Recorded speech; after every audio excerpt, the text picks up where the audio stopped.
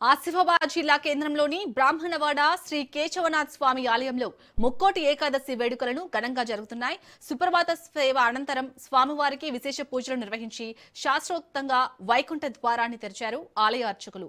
ఉత్తర ద్వారం ద్వారా భక్తులు స్వామివారిని దర్శించుకున్నారు. స్వామివారికి పంచామృతాలతో రుద్రాభిషేకం చేశారు.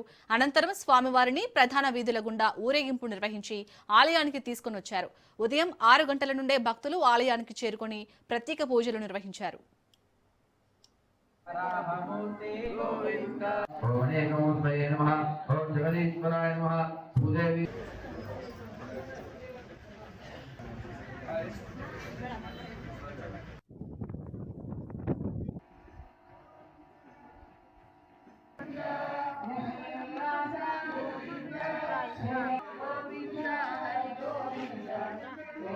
నందన గోవింద నందన గోవింద దశముఖమార్దన గోవింద.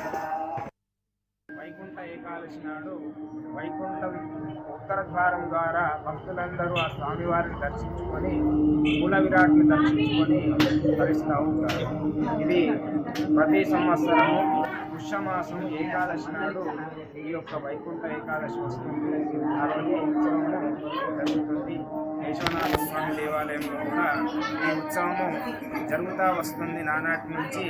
మరియు పునఃప్రతిష్ఠ అయినప్పటి నుంచి 2020 సంవత్సరం నాటి నుంచి ఈ యొక్క వైకుంఠ ద్వార ఉత్సవ కార్యక్రమాన్ని ఇక్కడ దేవాదాయ ధర్మాదాయ శాఖ ఆధ్వర్యంలో కూడా చాలా ఘనంగా నిర్వహిస్తుంది. ఇది దాదాపు 300 సంవత్సరాల పై చిలుకు సిర్పూర్లో కూడా దొరికినటువంటి విగ్రహాన్ని ఇక్కడ తీసుకువచ్చి ప్రతిష్ఠించారు.